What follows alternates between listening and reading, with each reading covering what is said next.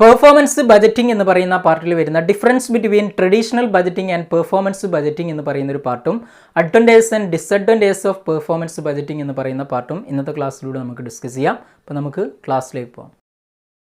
Steps in performance budgeting. Performance ബജറ്റിങ്ങിൻ്റെ steps അല്ലെങ്കിൽ process ആണ് നമ്മൾ നോക്കുന്നത്. എന്താണ് പെർഫോമൻസ് ബജറ്റിംഗ് എന്നുള്ളത് നമ്മൾ കഴിഞ്ഞ ക്ലാസ്സിൽ ഡിസ്കസ് ചെയ്തു. അതിൽ ഫസ്റ്റ് വൺ ആണ് establishment of responsibility centres. Okay, first of all we have to establish some responsibility centres. നമ്മൾ റെസ്പോൺസിബിലിറ്റി സെൻറ്റേഴ്സിനെ കുറിച്ച് മുമ്പ് ഡിസ്കസ് ചെയ്തിരുന്നു. അതായത് cost centre, profit centre, investment centre, ഇതേപോലെയുള്ള അങ്ങനെയുള്ള റെസ്പോൺസിബിലിറ്റി സെൻറ്ററുകളെ എന്ത് ചെയ്യുക, നമ്മൾ എസ്റ്റാബ്ലിഷ് ചെയ്യുക എന്നുള്ളതാണ് ഒന്നാമത്തെ എന്ത് വരുന്നത് സ്റ്റെപ്പ് വരുന്നത്. Then after that classifying total works in terms of functions, programs and activities. Okay, ഒരു ഓർഗനൈസേഷനിൽ ഒരുപാട് വർക്കുകൾ ഉണ്ടാകും.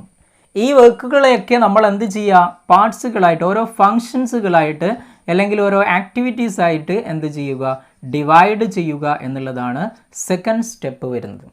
Okay, total works of an organizations are classified into functions or programs or activities. Okay, then after that next one, fixing targets. Okay, fixing target for each responsibility centers. നമ്മൾ ഓരോ responsibility centre പറഞ്ഞു, കുറേ responsibility centre establish ചെയ്തു. അങ്ങനെ ഓരോ responsibility സെൻറ്റേഴ്സിനും for each responsibility centres we have to fix target. Okay, ഓരോന്നിനും ടാർജറ്റുകൾ ഫിക്സ് ചെയ്യുക. എന്ത് based on monetary and physical. Monetary ആയിട്ടും എമൗണ്ട്സ് രൂപത്തിലും അതേപോലെ തന്നെ ക്വാണ്ടിറ്റി രൂപത്തിലും എന്ത് ചെയ്യുക, ടാർജറ്റുകൾ ഫിക്സ് ചെയ്യുക എന്നുള്ളതാണ് നെക്സ്റ്റ് തേർഡ് വൺ വരുന്നത്. Then next one measuring actual performance. After target fixing we have to measure the actual performance. Okay, നമ്മുടെ ആക്ച്വലി പെർഫോമൻസ് എന്താണെന്നുള്ളത് കണ്ടെത്തുക. അങ്ങനെ പെർഫോമൻസ് കണ്ടെത്തി കഴിഞ്ഞാൽ evaluating performance by comparing actual result with target. നമ്മളൊരു ടാർജറ്റിനെ fix ചെയ്തു, ആ ടാർജറ്റുമായിട്ട് എന്ത് ചെയ്യുക, കമ്പയർ ചെയ്യുക. We have to compare the actual result with the target. ടാർജറ്റുമായിട്ട് കമ്പയർ ചെയ്യുന്നു. ദെൻ നെക്സ്റ്റ് വൺ നമ്മൾ ടാർജറ്റുമായിട്ട് കമ്പയർ ചെയ്ത് കഴിഞ്ഞാൽ എന്ത് ചെയ്യുക, റിപ്പോർട്ടിംഗ് ഓഫ് പെർഫോമൻസ് ആണ്. ഓക്കെ, അതിനുശേഷം നമുക്ക് കിട്ടുന്ന ഇവാലുവേഷൻ നടത്തി കഴിഞ്ഞാൽ, പെർഫോമൻസ് ഇവാലുവേഷൻ നടത്തി കഴിഞ്ഞാൽ ലാസ്റ്റ് നമ്മൾ എന്ത് ചെയ്യുന്നു, റിപ്പോർട്ടിങ് നൽകുന്നു, പെർഫോമൻസിൻ്റെ റിപ്പോർട്ട് തയ്യാറാക്കുന്നു. Then and taking corrective actions. ഇവിടെ ഡീവിയേഷൻസ് ഉണ്ടെങ്കിൽ, if there is deviation between actual result and target, then we have to take corrective action. അത് കറക്റ്റ് ചെയ്യാനുള്ള ആക്ഷൻസ് എന്താണെന്നുള്ളത് നമ്മൾ എടുക്കുകയും ചെയ്യും. ഇതാണ് സ്റ്റെപ്സ് വരുന്നത്, പെർഫോമൻസ് ബജറ്റിങ്ങിൻ്റെ steps. Okay, then next we are discussing about advantages and limitations of performance budgeting.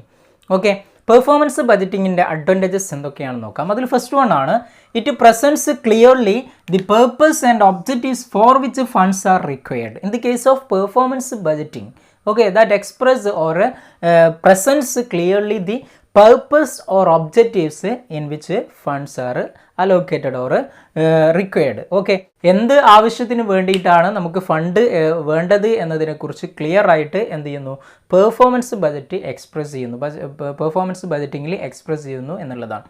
Second one ആണ് it measures progress towards short term and long term objectives. In the case of performance budgeting it measures both long term and short term progress. Okay, short term ആയിട്ടുള്ളതും long term ആയിട്ടുള്ളതും ആക്ടിവിറ്റീസിന് അത് എന്ത് ചെയ്യുന്നു, measure ചെയ്യുന്നു എന്നുള്ളതാണ് രണ്ടാമത്തെ advantage വരുന്നത്. Third one it improves the budget formulation. നമുക്കറിയാം എല്ലാ ഓർഗനൈസേഷനിലും ഒരു ഇയർലി എന്ത് ചെയ്യും, ബജറ്റ് ഫോർമുലേഷൻ നടത്തും. അപ്പോൾ അത്തരത്തിൽ ബജറ്റ് ഫോർമുലേഷൻ നടത്തുവാൻ, ഡിഫറെൻറ്റ് ലെവൽസ് ഓഫ് മാനേജ്മെൻറ്റിലുള്ള ബജറ്റ് ഫോം ചെയ്യുവാൻ ഫോർമുലേഷനെ ഈ ഒരു പെർഫോമൻസ് ബജറ്റിംഗ് ഹെൽപ്പ് ചെയ്യുന്നു എന്നുള്ളതാണ്. Fourth one it improves coordination between top management and lower management. Performance ബജറ്റിങ്ങിൻ്റെ കേസിൽ ടോപ്പ് മാനേജ്മെൻറ്റും ലോവർ ലെവൽ മാനേജ്മെൻറ്റും തമ്മിലുള്ള എന്ത് ചെയ്യുന്നു, ഒരു കോർഡിനേഷൻ ഇംപ്രൂവ് ചെയ്യുന്നു എന്നുള്ളതാണ് മറ്റൊരു അഡ്വാൻറ്റേജ് വരുന്നത്. Next one it enhance accountability of the management. മാനേജ്മെൻറ്റിൻ്റെ അക്കൗണ്ടബിലിറ്റി എന്ത് ചെയ്യുന്നു, എൻഹാൻസ് ചെയ്യുന്നു എന്നുള്ളതാണ് മറ്റൊന്ന് വരുന്നത്. Then six one it facilitate more effective performance audit. Okay, performance budgeting ഒരു സ്ഥാപനത്തിൽ ഉണ്ടാകുമ്പോൾ അതെന്ത് ചെയ്യും, ഏതിലേക്ക് ലീഡ് ചെയ്യും, നല്ല എഫക്റ്റീവായിട്ടുള്ള പെർഫോമൻസ് ഓഡിറ്റിലേക്ക് ലീഡ് ചെയ്യും എന്നുള്ളതാണ്. Seventh one it ensures efficient utilisation of resources. റിസോഴ്സിനെ എന്ത് ചെയ്യും, നമ്മൾ പെർഫോമൻസ് മെഷർ ചെയ്യുന്നുണ്ട്. അപ്പോൾ റിസോഴ്സിനെ എഫക്റ്റീവായിട്ട് യൂട്ടിലൈസ് ചെയ്തിട്ടുണ്ടോ ഇല്ലയോ എന്ന് അറിയുവാൻ അതിലൂടെ നമുക്ക് സാധിക്കും. ദെൻ ഇതിൻ്റെ limitations എന്തൊക്കെയാണെന്നുള്ളതാണ്. What are the limitations of performance budgeting? First one, it is very difficult to classify all the operations of an organization into programs, functions or activities. നമ്മൾ പറഞ്ഞു ഫസ്റ്റ് സ്റ്റെപ്പ് എന്തായിരുന്നു, നമ്മൾ പെർഫോമൻസ് ബഡ്ജറ്റിങ്ങിൻ്റെ സ്റ്റെപ്സിൽ പറഞ്ഞിരുന്നു എല്ലാ ഓപ്പറേഷനെയും നമ്മൾ എന്ത് ചെയ്യുന്നു, ഡിഫറെൻറ്റ് പാർട്സുകളായിട്ട്, ഫങ്ഷൻസ് ആയിട്ട്, ആക്ടിവിറ്റീസ് ആയിട്ട് ഡിവൈഡ് ചെയ്യുന്നു.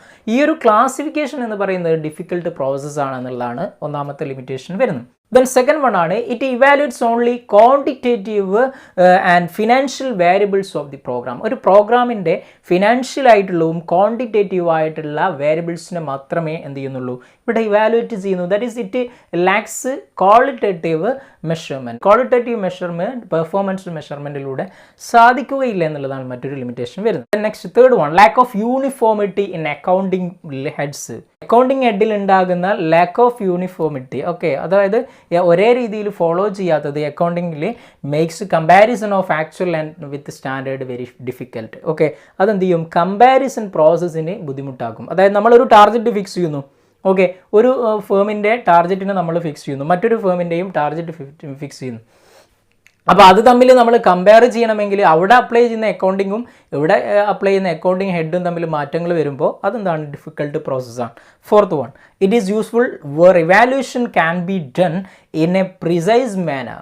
Okay, therefore its scope is limited.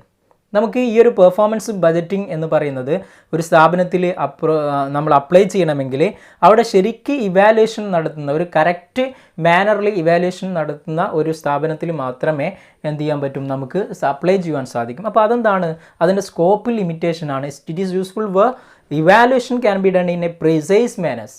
Okay, അപ്പോൾ അത് തന്നെ എന്താണ് മറ്റൊരു ലിമിറ്റേഷനാണ്. സ്കോപ്പ് എന്താണ്, ലിമിറ്റഡ് സ്കോപ്പ് മാത്രമേ ഇതിനുള്ളൂ. അപ്പോൾ these are the advantages and limitations of performance budgeting. അപ്പോൾ next we are discussing about difference between performance budgeting and traditional budgeting. Traditional ബജറ്റിങ്ങും പെർഫോമൻസ് ബജറ്റിങ്ങും തമ്മിലുള്ള ഡിഫറൻസുകൾ എന്തൊക്കെയാണ് എന്നുള്ളത് നമുക്ക് നോക്കാം.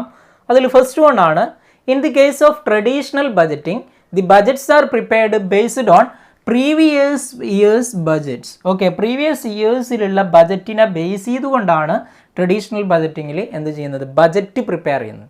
But in the case of performance budgeting budgets are prepared according to functions, activities and projects. Okay, ഒരു ഓർഗനൈസേഷൻ്റെ ഫംഗ്ഷനെയും ആക്ടിവിറ്റീസിനെയും പ്രൊജക്ട്സിനെയും ബേസ് ചെയ്തുകൊണ്ടാണ് നമ്മൾ പെർഫോമൻസ് ബജറ്റിങ്ങിൽ എന്ത് വരുന്നത്, ബജറ്റ്സ് പ്രിപ്പയർ ചെയ്യുന്നത്. ദെൻ നെക്സ്റ്റ് സെക്കൻഡ് വൺ ആണ്, it focus on cost. Mainly traditional ബജറ്റിങ്ങിൽ കോസ്റ്റിനെയാണ് ഫോക്കസ് ചെയ്യുന്നത്. But in the case of performance budgeting it focuses on performance. Okay, നമ്മൾ സാധാരണ ഒരു ഓർഗനൈസേഷനിൽ ബജറ്റ് പ്രിപ്പയർ ചെയ്യുമ്പോൾ അവിടെ ഫോക്കസ് ചെയ്യുന്ന മെയിനായിട്ട് എന്തിനെയാണ് ഫോക്കസ് ചെയ്യുന്നത്, കോസ്റ്റിനെയാണ്. കോസ്റ്റ് അല്ലാതെ റവന്യൂവിനെയും ഫോക്കസ് ചെയ്യും, കോസ്റ്റിനെയാണ് മെയിനായിട്ട് ഫോക്കസ് ചെയ്യുന്നത്. പക്ഷേങ്കിൽ പെർഫോമൻസ് ബജറ്റിങ്ങിലോ പെർഫോമൻസിനെയാണ് ഫോക്കസ് ചെയ്യുന്നത്. Then next third one, target are measured in terms of money.